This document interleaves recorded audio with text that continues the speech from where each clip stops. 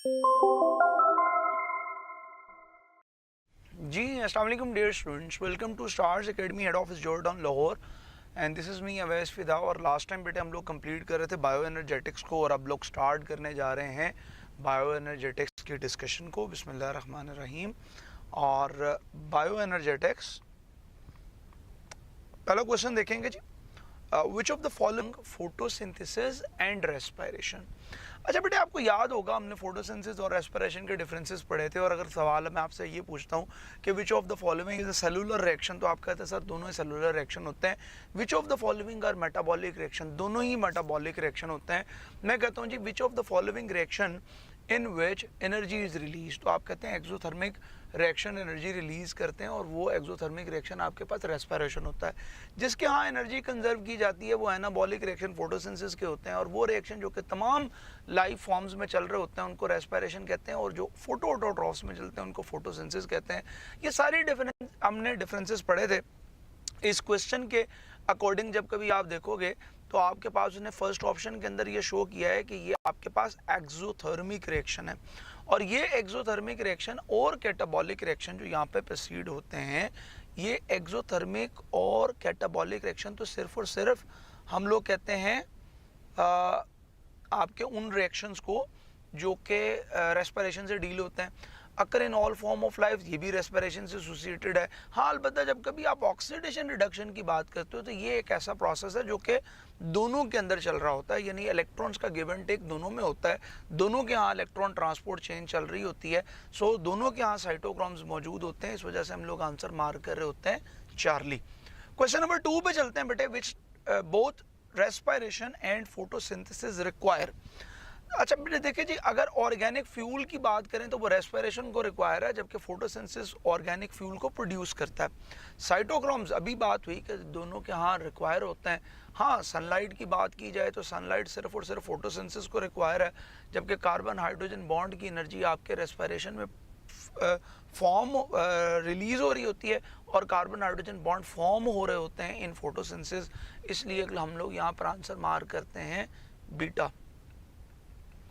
Net exchange of gases between leaves and atmosphere become zero.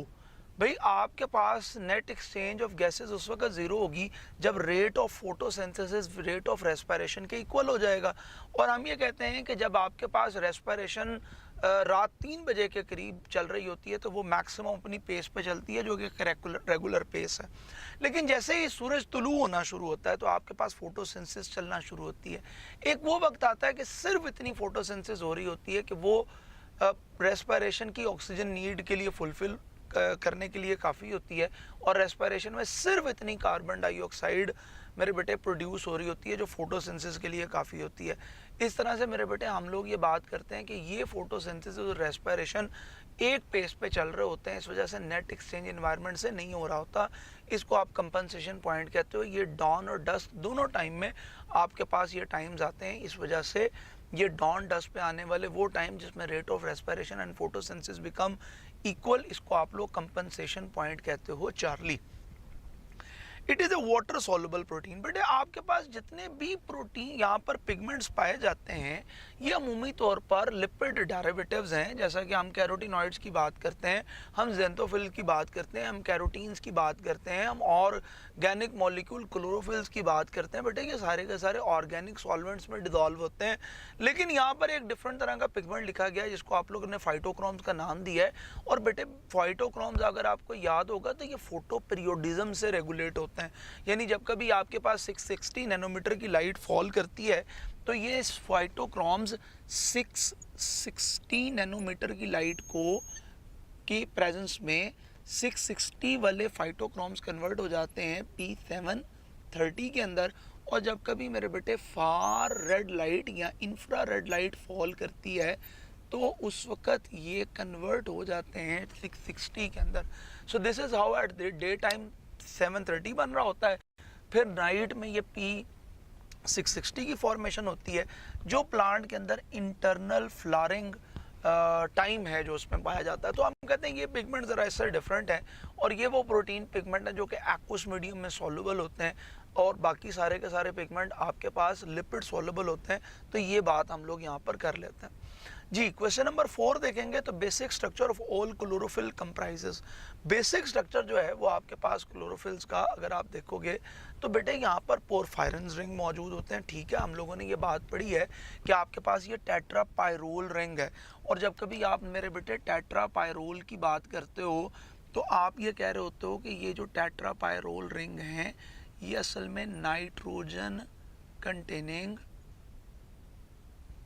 Rings हैं, और ये nitrogen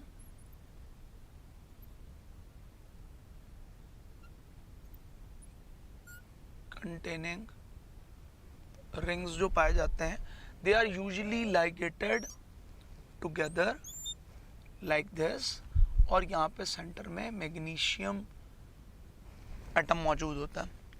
तो हम कहते हैं कि जी ये आपके पास पोरफायरन रिंग बनते हैं। अगर मैग्नीशियम ना हो तो ये पोरफिन रिंग होते हैं। मैग्नीशियम एक्टिवेट दैट, और मैग्नीशियम की वजह से यहाँ से डीलोकलाइज इलेक्ट्रॉन एक्साइट हो रहे होते हैं। सो ये बातें हमने सारी लेक्चर के अंदर की भी हुई हैं। सो एनी हाउ हम लोग चार्ली आंसर मार्क करते हैं। Number of which of the following is same in chlorophyll A and B. अच्छा बेटे, अगर आप लोग क्लोरोफिल ए और बी का फॉर्मूला लिख रहे होते हो तो क्लोरोफिल ए आप लिखते हो C55H72 O5N4 Mg, और बेटे इसी तरीके से अगर आप क्लोरोफिल बी का फॉर्मूला लिखते हो तो वो C70 O6N4 Mg होता है। तो मैंने कहा बेटे असल में डिफरेंस किस चीज़ का है?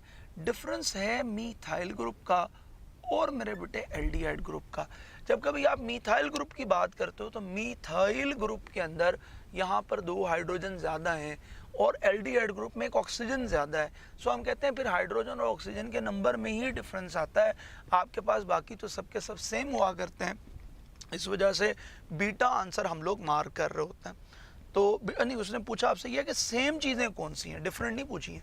चूँकि उसने सेम चीज़ें पूछी हैं इसलिए हम लोग आंसर मार्क करेंगे कि कार्बन और नाइट्रोजन तो सेम होंगे। अच्छा, फिर उसके अलावा अगर आपसे सवाल पूछता है यहाँ पे मैग्नीशियम भी लिखा होता वो भी ठीक था बेटे, क्योंकि वो सेम होते हैं। हाँ, अगर डिफरेंट पूछता तो वो कार्बन, हाइड्रोजन और ऑक्सीजन होता। ज़ेंथोफिल एब्जॉर्ब्स लाइट ऑफ। बेटे देखो, हम लोगों ने ये बात पढ़ी थी कि जितने भी कैरोटीनॉइड्स होते हैं ये सारे ब्लू, इंडिगो, वायलेट रेंज को एब्जॉर्ब करते हैं। तो आपके पास यहाँ पे वायलेट, इंडिगो रेंज की जब कभी आप बात करोगे ये वाली लाइट आपके पास ये एब्जॉर्ब हो रही होगी। अगर सवाल होता है कि ज़ेंथोफिल कौन सी लाइट को रिफ्लेक्ट करते हैं तो फिर बेटे हम लोग ज़रूर येलो ऑरेंज रेंज की बात करते हैं। ठीक है, अगर रिफ्लेक्शन की बात आएगी तो अल्फा मार्क करेंगे, एब्जॉर्प्शन की बात आएगी तो फिर हम लोग चार्ली को मार्क कर रहे होंगे। सो इस तरह से आंसर चल रहा होगा Charlie. Functional group of chlorophyll A molecule that is different from chlorophyll B. कहते हैं क्लोरोफिल ए कैसे डिफरेंट है भाई, उसके पास मिथाइल ग्रुप पाया जाता है। और तो इस वजह से हम लोग आंसर मार्क कर रहे होते हैं alpha. What is the colour of chlorophyll A molecule? Bluish green होता है जी, बिल्कुल सीधी सी बात है, क्योंकि क्लोरोफिल ए जो है ना बेटे वो ब्लू लाइट को एब्जॉर्ब नहीं कर रहा। ठीक है, क्लोरोफिल ए चूंकि ब्लू लाइट को एब्जॉर्ब नहीं करता है इस वजह से हम लोग इसको ब्लूइश ग्रीन मार्क कर रहे होते हैं। It is found along with chlorophyll A in green plants. तो बेटे आपके पास chlorophyll be definitely chlorophyll A के साथ पाया जाता है। वैसे भी बेटे आपके पास ये जो फाइकोबिलेंस हैं ये आपके पास साइनोबैक्टीरियम में मौजूद होते हैं। सी और डी वैसे ही एलजी के पास पाए जाते हैं। तो आपके पास ग्रीन प्लांट के अंदर और ग्रीन एलजी के अंदर भी chlorophyll B he in close association मौजूद होता है। हम लोगों ने कभी बात ये पढ़ी भी होगी कि आपके पास बेसिकली कैरोटीनॉइड पिगमेंट्स मौजूद होते हैं। ये कैरोटीनॉइड एनर्जी को शिफ्ट करते हैं क्लोरोफिल बी की जानिब और वहाँ से एनर्जी जा रही होती है क्लोरोफिल ए की जानिब। तो this is how the chlorophyll A is actually located very near to chlorophyll B. जी, अब हम बात करते हैं कि जी most efficient light to carry out photosynthesis.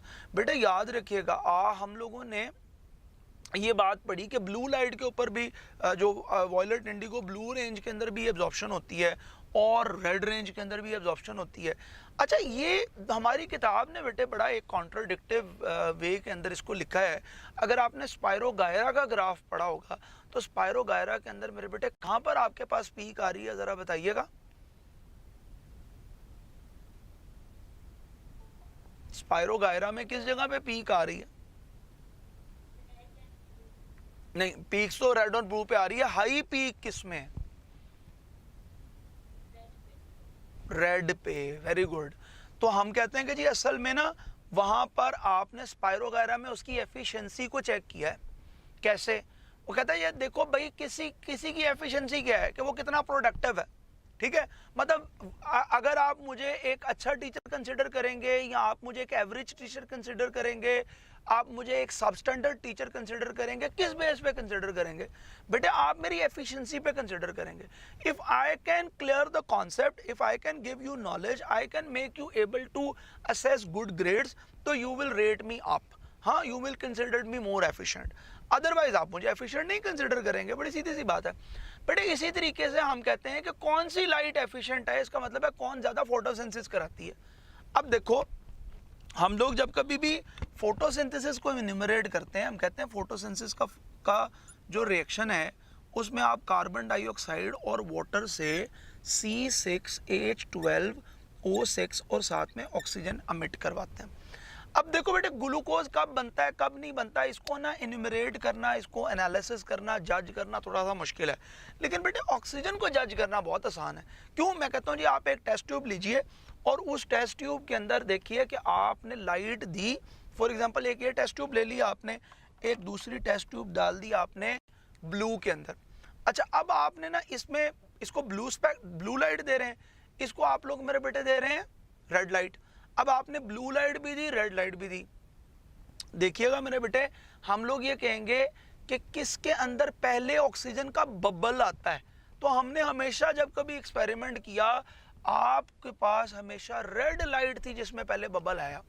ठीक है, आप एक और चीज पे गौर कीजिए। शायद आपने ना बेटे वो पढ़े होंगे क्या उसे कहते हैं, फोटो सिस्टम 1 और 2।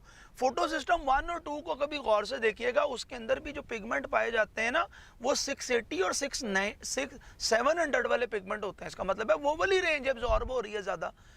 और बहुत बड़ी बात, उसने कहा क्लोरोफिल ए का कलर क्या है?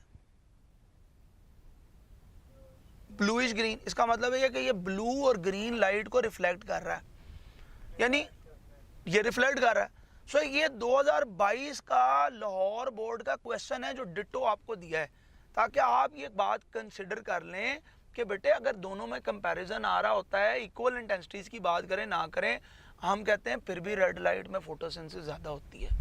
क्यों? एफिशिएंसी को मैंने बाद में कहा, मैंने कहा एफिशिएंसी में याद रखिएगा ऑक्सीजन की मिशन की बात करते हैं। ठीक है, सो हम लोग आंसर मार करते हैं बीटा। वो कहता है 5500 नैनोमीटर के ऊपर most of the light is absorbed bye, भाई ये आपके पास 500 नैनोमीटर के ऊपर क्लोरोफिल ए भी तो हो गए नहीं यहाँ पर। हाँ, कैरोटिनॉइड्स की बात करते हैं कि वो ये रेंज को कैरी कर रहे होते हैं। ठीक है जी, क्वेश्चन नंबर 13 पे चलते हैं। Label the given figure. अच्छा, ये गिवन फिगर आपके पास वहाँ से दी गई है और हम बहुत लीस्ट एक्सपेक्ट कर रहे होते हैं कि इस तरह के क्वेश्चन आते हैं, लेकिन चूंकि इंटरेक्टिव लर्निंग, बच्चे आप में से बहुत से ऐसे होंगे जो आखान के अंदर अपीयर होंगे, कुछ बच्चे ऐसे होंगे जो नाम्स का पेपर दे रहे होंगे, कुछ बच्चे ऐसे होंगे जो लम्स का एग्ज़ाम दे रहे होंगे और मुख्तलिफ यूनिवर्सिटीज़ में जाएंगे, तो वहाँ पर बेटे इस तरह के इंटरेक्टिव क्वेश्चन हो सकते हैं। सो इस वजह से हम लोग ये कहते हैं कि भैया हम लोगों ने ये वेवलेंथ कुछ याद कर रखी हैं कि आपके पास 430 और 670 की जो नैनोमीटर लाइट है ये क्लोरोफिल ए के लिए है। जब कभी आप बात करते हो क्लोरोफिल बी की तो वो आपके पास 650 और 450 की वेवलेंथ है, और एक बिल्कुल क्या वो जो वाई वाला जोन आपको यहाँ पे नजर आ रहा है वो कैरोटिनॉइड्स के लिए है। सो ये आपके पास बड़ा क्लियरली मार्क हो रहा है कि आपके पास जो अल्फा ऑप्शन है ये आपके पास इस ग्राफ को करेक्टली डिपिक्ट कर रही है। अच्छा, उसने कहा जी ग्राफ शोइंग रिलेटिव इफेक्टिवनेस। जब कभी आप रिलेटिव इफेक्टिवनेस की बात करते हो of different wavelength of light in driving photosynthesis, तो हम लोग ये कहते हैं कि इफेक्टिवनेस का मतलब यही है कि उसकी फंक्शनैलिटी कितनी है, यानी उसका एक्शन स्पेक्ट्रम कितना है। तो ये बात आपके साथ अभी हुई कि इसको हम लोग अल्फा मार्क कर रहे होते हैं। क्लोरोफिल ए, अगेन वही बात है कि अगर आपको ये याद है तो 430 और 660 की बात करते हैं। आप कहते हैं सर पीटीबी तो 670 लिखती है। बेटे याद रखिएगा क्लोरोफिल एक वाइड रेंज के अंदर वर्किंग कर रहे हैं। ये 660, 670, 680, 690, 700 तक ये अपने ऐसे जोन्स कंटेन करते हैं जहाँ पे फोटोसिंथेसिस प्रोसीड हो सकती है। तो ये आपको ये याद करवाने के लिए कि पीटीबी के अलावा फेडरल ने चूंकि 660 की वैल्यू मेंशन की है, तो इस वजह से हम लोग आंसर को बीटा की तरफ लेके चलते हैं। The main difference between photo system 1 और 2, बेटे असल में दोनों के अंदर कौन सी लाइट एब्जॉर्ब होती है और वो कौन एब्जॉर्ब करता है, वो क्लोरोफिल ए होता है। सो हम लोग ये कह रहे होते हैं कि भाई रिएक्शन सेंटर भी ऑप्शन ठीक है और क्लोरोफिल ए भी ऑप्शन ठीक है, लेकिन we need to get more appropriate. So हमने ज़्यादा अप्रोप्रिएशन के ऊपर जाना है, तो फिर हम लोग मूव करते हैं क्लोरोफिल ए की तरफ, राइट। उसने कहा जी following are the component of antenna complex of photo system except, कहते हैं जी आपके पास एंटीना कॉम्प्लेक्स के अंदर क्लोरोफिल भी मौजूद हो सकते हैं, आपके पास कैरोटीनॉइड्स हो सकते हैं, कोई क्लोरोफिल ए का मॉलिक्यूल भी हो सकता है, लेकिन बेटे रिएक्शन सेंटर आपके पास ये एंटीना कॉम्प्लेक्स का हिस्सा नहीं है। यानी देखें रिएक्शन सेंटर आपके पास वो चीज़ होती है जिसके साथ एसोसिएटेड इलेक्ट्रॉन ट्रांसपोर्ट चेन मौजूद होती है, फियोफाइटन्स एग्जिस्ट करते हैं। All of the following are products produced during light reaction, सारी की सारी चीज़ें लाइट रिएक्शन में प्रोड्यूस होती हैं, लेकिन बेटे कौन सी चीज़ लाइट रिएक्शन में प्रोड्यूस नहीं हो रही? डेफिनेटली ग्लूकोज लाइट रिएक्शन में प्रोड्यूस नहीं हो रहा, because it is the product of dark reaction, right. जी बेटे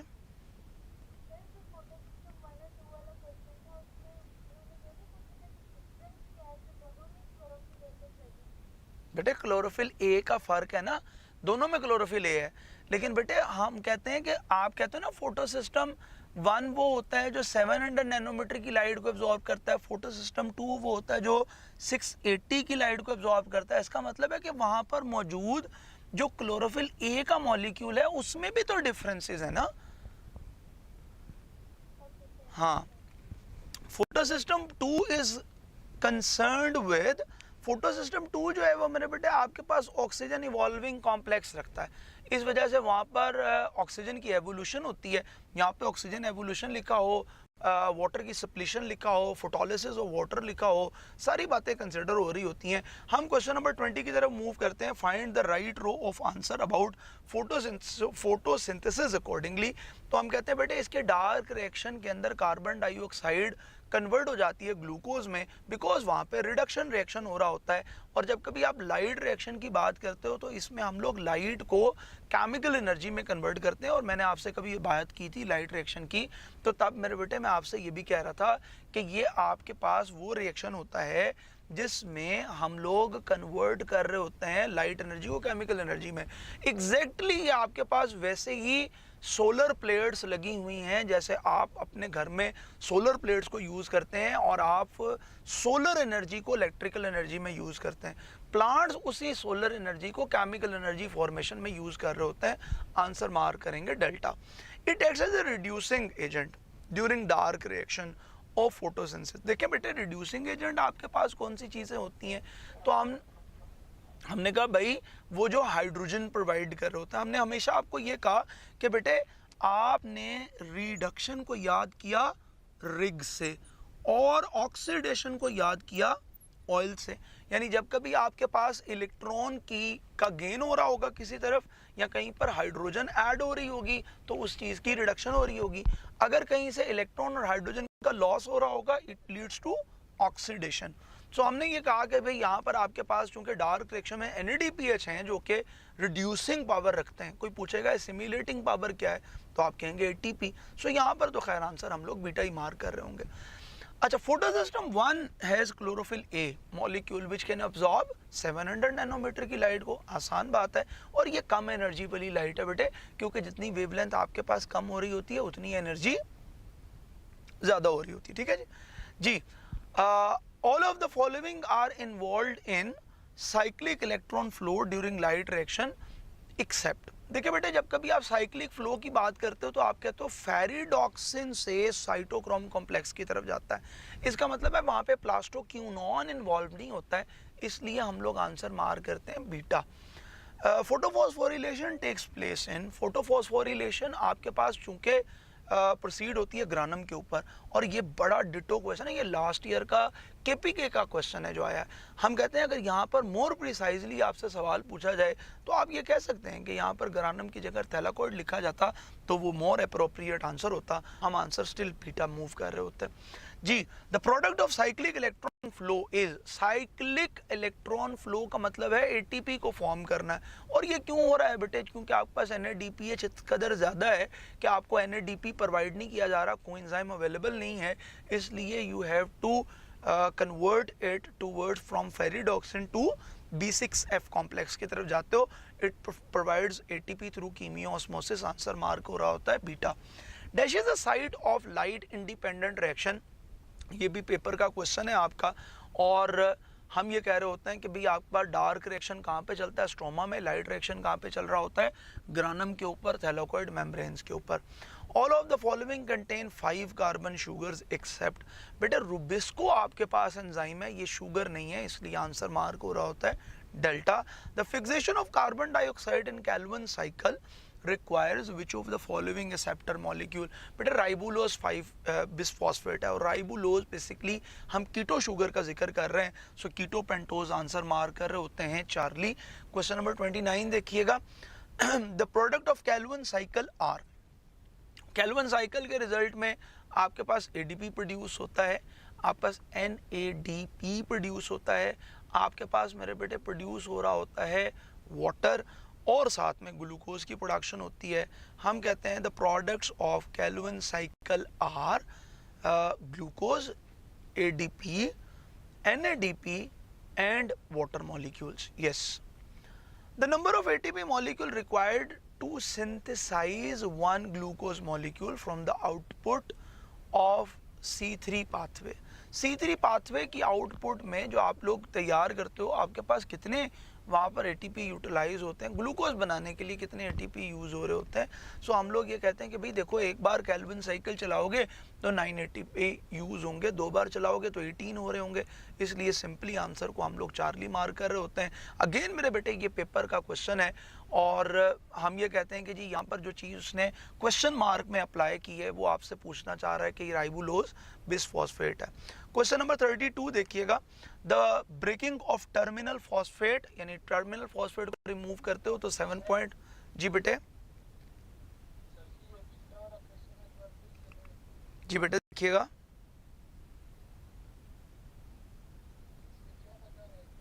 बेटे उसने सीधा सा सवाल आपसे पूछा है कि जब आप ATP भी दे चुकते हो और रीजनरेट करवा लेते हो, तो वो राइबुलोज बिसफॉस्फेट का पूछ रहा है ना। वो कह रहा है कि एक चीज हम लोगों ने मिस कर दी है, ठीक है, मिसिंग है, एक मॉलिक्यूल मिसिंग है, ठीक है, तो वो मिसिंग मॉलिक्यूल के बारे में पूछ रहा है, ठीक है, हाँ जी।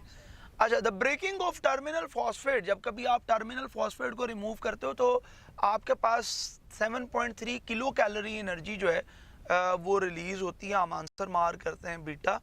The how many molecules of net ATP gain during anaerobic respiration. देखिए बेटे, एनारोबिक रेस्पिरेशन में हमने कैलकुलेशन में भी, बल्कि कल ही ये बात हम लोग पढ़ रहे थे कि 2 ATP आपके पास रिलीज हो रहे होते हैं, और वो जो 2 ATP रिलीज होते हैं असल में वो 2% एनर्जी होती है।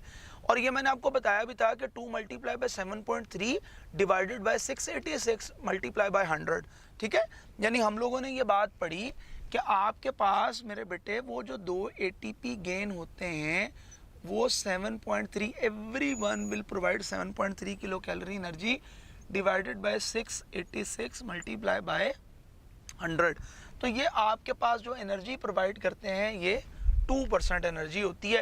यहाँ पर तो सीधा सीधा पूछा ही गया है कि कितने ATP आ रहे होते हैं। और ये भी याद रखिएगा कि हमने हमेशा ये बात की कि जब कभी भी UHS में आपसे सवाल पूछता है वो नेट ATP के बारे में पूछ रहा होता है। हम आंसर मार्क कर रहे होते हैं 2। A step that is common in both aerobic and anaerobic, बड़ी सीधी सी बात है भाई, आपके पास glycolysis is the basic step, जिसके बारे में ये कहा जाता है कि शायद दुनिया के अंदर सबसे पहला जो ऑर्गेनाइज रिएक्शन किसी भी सेलुलर रेस्पिरेशन के अंदर चलाया गया होगा वो आपके पास ग्लाइकोलिसिस ही होगा जी। Enzymes taking part in glycolysis वो साइटोप्लाज्म में पाए जाते हैं, जिसको पास पेपर्स में 2-3 दफ़ा यूं पूछा गया है कि ग्लाइकोलिसिस कहाँ पे चलती है, तो बेटे वो हमारे पास साइटोसोल में चल रही होती है जी। The major enzyme involved in the transfer of phosphate group ATP glucose is, so हम कहते हैं कि जी वो मेजर एंजाइम जो एटीपी की गिव एंड टेक करता है, आपको याद होगा मैंने कहा था जहाँ कहीं पे भी एटीपी का गिव एंड टेक हो रहा होता है वो काइनेजेस वहाँ पर इन्वॉल्व होते हैं, आंसर मार्क हो रहा होता है Charlie. Phosphorylation of glucose is the start of, और ये बात भी आपके साथ उस रोज़ हो रही थी जिस रोज़ आपके साथ वो ग्लूकोज की एक कहानी डिस्कस हो रही थी।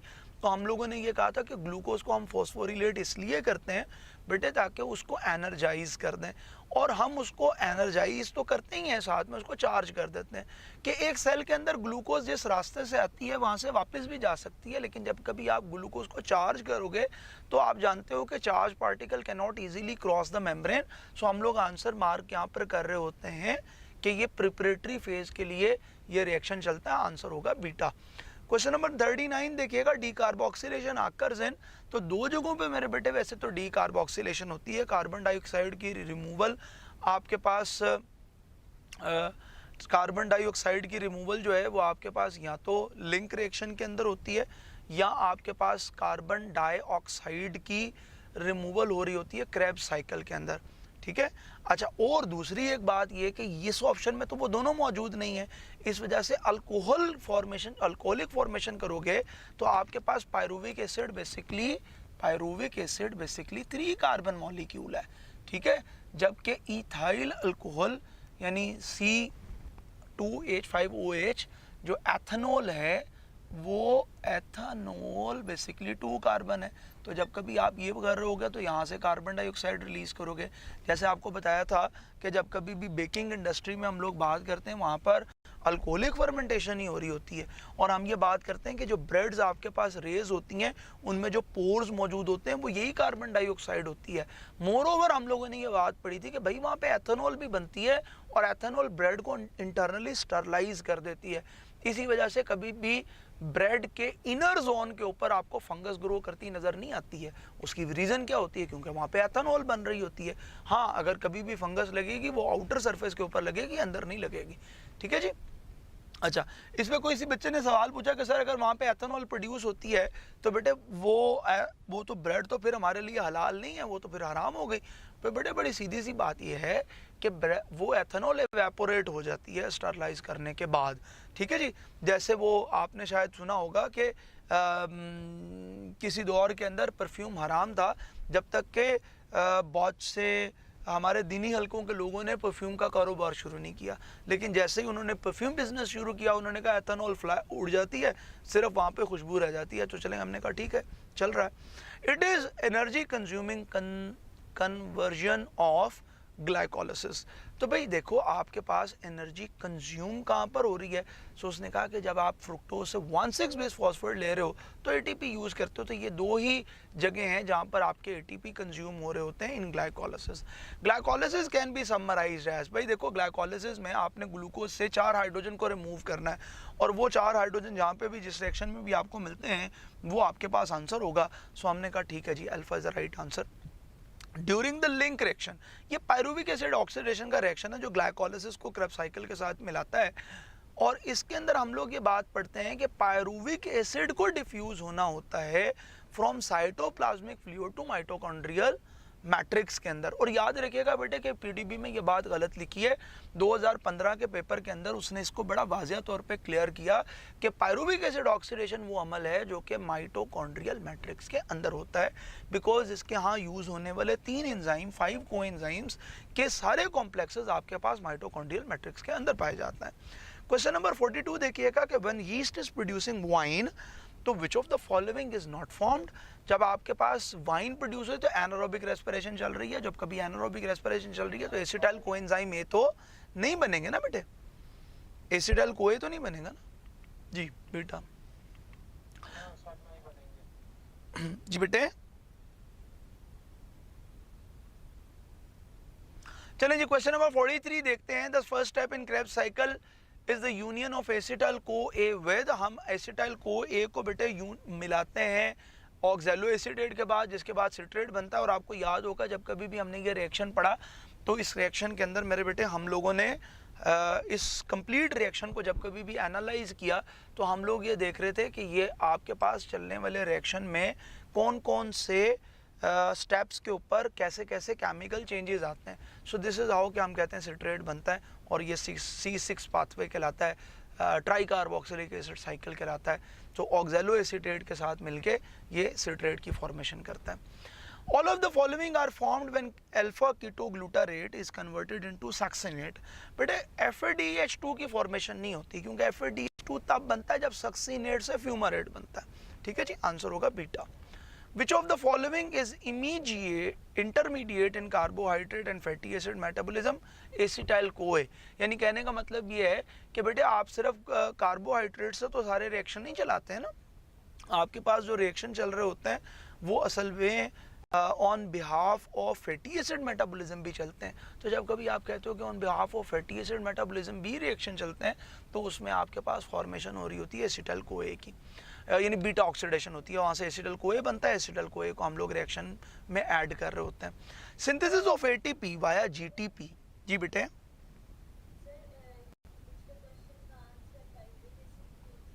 जी देखते हैं बेटे. हम लोगों ने ये कहा कि देखिएगा बेटे, अगर ये आपके पास क्रेब्स साइकिल है,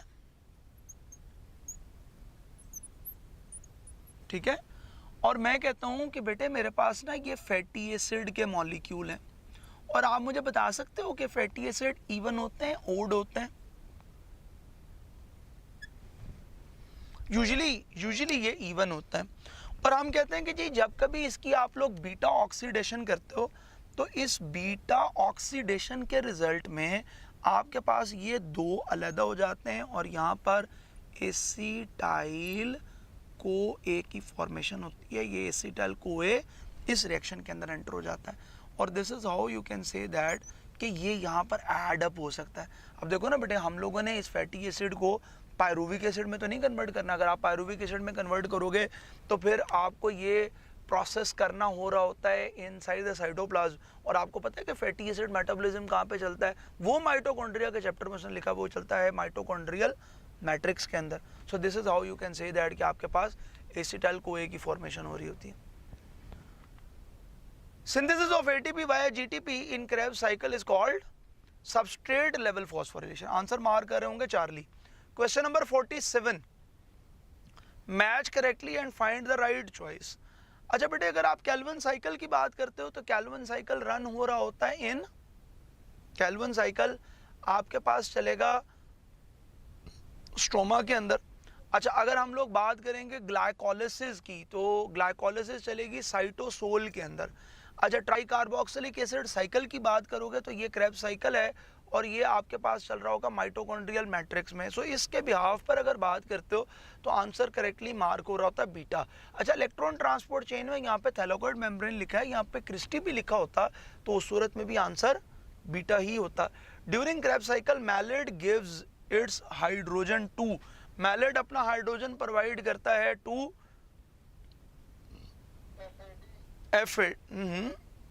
बेटे, हाँ NAD पॉजिटिव को देगा क्योंकि मैलिड से ऑक्सैलो एसीटेट बनना है.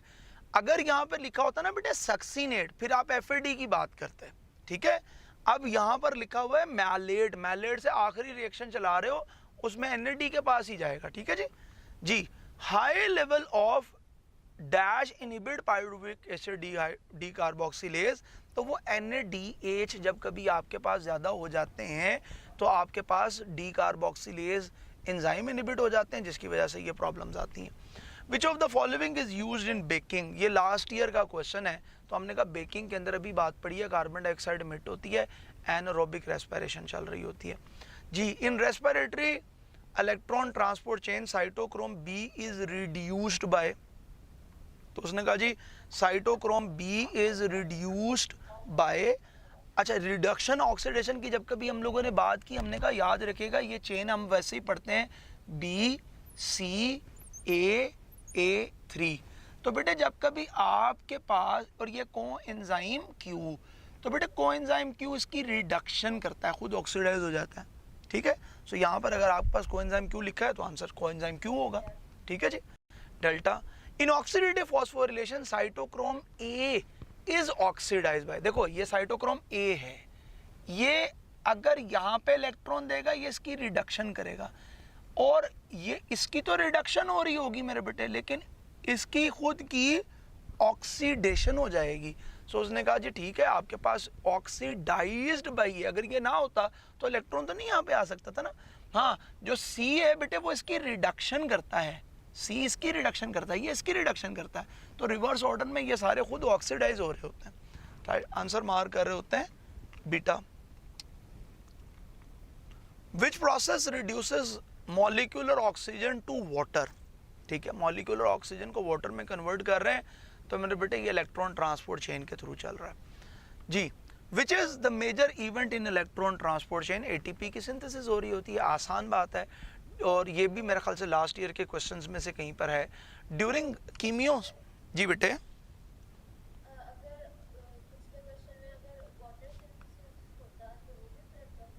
अच्छा वाटर सिंथेसिस तो होती है, बिल्कुल आप सही कह रहे हैं, लेकिन बेटे उनमें से ज्यादा इंपॉर्टेंट इवेंट को अगर सेलेक्ट करना पड़ेगा तो वो एटीपी सिंथेसिस ही होगा। वाटर सिंथेसिस होती है, बिल्कुल ठीक कह रहे हैं आप, गलत नहीं कह रहे आप, लेकिन चूंकि हम कंपैरिजन में जब कभी आएंगे तो हम कहेंगे यार हमें पानी बनाना ज्यादा इंपॉर्टेंट नहीं है, हमें ज्यादा इंपॉर्टेंट है कि हम एनर्जी को हार्वेस्ट करें, तो अल्फा आ रहे होगा। During chemiosmosis ATPs are formed when hydrogen ion moves. So बेटे आपके पास हाइड्रोजन आयन कीमियोस्मोसिस, देखो अब कभी माइटोकॉन्ड्रिया की बात करता हूँ ना मैं, तो मैं कहता हूँ भाई ये देखो, ये आपके पास इलेक्ट्रॉन ट्रांसपोर्ट चेन इस माइटोकॉन्ड्रियल मेम्ब्रेन पे चलती है। जब कभी ये चल रही होती है तो मेरे बेटे इलेक्ट्रॉन्स को हम लोग पंप करते हैं बाहर वाली साइड पर, सॉरी हाइड्रोजन आयन को, सॉरी हाइड्रोजन आयन की बाहर पंपिंग हो रही है। लेकिन जब ये हाइड्रोजन वापस आ रहे हैं ना, इसको कीमियोस्मोसिस कह रहे हैं, क्योंकि मैंने बड़ा क्लियर कॉन्सेप्ट आपके साथ शेयर किया था कि ऑस्मोसिस होती है हाई पोटेंशियल से लो पोटेंशियल पे केमिकल की मूवमेंट। सो यहाँ पर हाइड्रोजन हाई पोटेंशियल से लोअर पोटेंशियल के ऊपर आ रहे होते हैं, हम लोग आंसर इसलिए कहते हैं कि पैसिव मूवमेंट है इंटरमेम्ब्रेनियस स्पेस से माइटोकॉन्ड्रियल मैट्रिक्स की तरफ। टोटल एफएडीएच जो फॉर्म होते हैं मेरे बेटे क्रेब्स साइकिल के अंदर एक ग्लूकोज से, तो एक क्रेब्स साइकिल से एक बनता है, दो से दो बन रहे होंगे, आंसर 2 आ रहा होगा। आउट ऑफ एटीपीज, अच्छा ये लास्ट ईयर क्वेश्चन रहा और इसने बड़ा तंग किया ऐसे बच्चों को, खासतौर पे जो बड़े कॉन्सेप्चुअल स्टूडेंट्स थे और जिन्होंने बड़े अच्छे तरीके से पीटीबी को पढ़ा था, तो इसका आंसर मार्क किया लोगों ने 34 और आपके यूएचएस ने इसको आंसर मार्क किया 32। असल में बात वही है कि यूएचएस जब कभी भी आंसर को मार्क कर रही है वो हमेशा नेट को मार्क कर रही है, तो गो के बिल्कुल ठीक बात है कि आपके यहाँ 34 एटीपी बनते हैं, कोई गलती नहीं है। लेकिन बेटे असल में चूंकि वो डिमांड आपसे कर रहा है कि वो कितने एटीपी इन नेट बन रहे हैं, तो उसमें चूंकि 2 एटीपी यूज हुए होते हैं इसलिए वो 32 की डिमांड करता है। यहाँ पे 34 खाली लिखा दिया गया लेकिन 32 होते हैं। आंसर पिछले साल 32 मार्क हुआ है, सही है। Net production of ATP molecule in prokaryotic cell, तो मैंने कहा वहाँ पे 38 होती है, सही, क्योंकि वहाँ पे माइटोकॉन्ड्रिया नहीं होता ना, तो माइटोकॉन्ड्रिया की मेम्ब्रेन को क्रॉस करने के लिए 2 एटीपी खर्च नहीं हो रहे होते, सो वहाँ पे 38 आंसर आ रहा होता है। Formation of ATP in respiratory chain is called, respiratory chain में जो बन रहे हैं वो आपके पास कहला रहे हैं ऑक्सीडेटिव फॉस्फोरिलेशन, और मेरे बेटे ऑक्सीजन असल में आपके पास यूज हो रही है इन रेस्पिरेटरी चेन, आंसर मार्क हो रहा होता है डेल्टा। ठीक है जी, सो यहाँ तक मेरे बेटे हम लोग इसको फिनिश ऑफ कर रहे होंगे, तो कल इंशाल्लाह जी डाइजेस्टिव सिस्टम को स्टार्ट करेंगे। कोई क्वेश्चन है तो हम हाजिर हैं। जी बेटे जी, जी डॉक्टर साहब, अच्छा ये बात इसमें है यूं के बेटे, देखो हमें पता है यार 34 एटीपी बनते हैं, क्योंकि हम ये जानते हैं कि 10 मल्टीप्लाई बाय 3 10 NADH बनते हैं और NADH से 30 ATP की फॉर्मेशन होती है, ठीक है। और आपके पास 2 FADH बनते हैं, 2 मल्टीप्लाई बाय 2 आंसर होगा 4 ATP की फॉर्मेशन हो रही होती है, ठीक है जी। सो हमने कहा ठीक है भाई FADH2 की बात करोगे तो 4 ATP, टोटल ATP 34 होते हैं। अब हुआ क्या कि 2 NADH ग्लाइकोलाइसिस के टूटने के लिए यहाँ पर आए हैं। जब कभी मेरे बेटे वो 2 NADH यहाँ से टूटने के लिए इस मेम्ब्रेन को क्रॉस करते हैं ना, उनको 2 ATP यहाँ पर खर्च करने पड़ते हैं, इसलिए हमें इसमें से नेट लिखते हुए लिखना पड़ता है 32, टोटल 34, नेट 32। सो पिछली दफा का चूंकि पेपर का क्वेश्चन और की का आंसर है, इसलिए हम इसके ऊपर बहुत ज़्यादा डिस्कशन नहीं कर रहे होते, ठीक है, इसलिए आंसर मार्क कर रहे होते हैं 32। Thank you so much.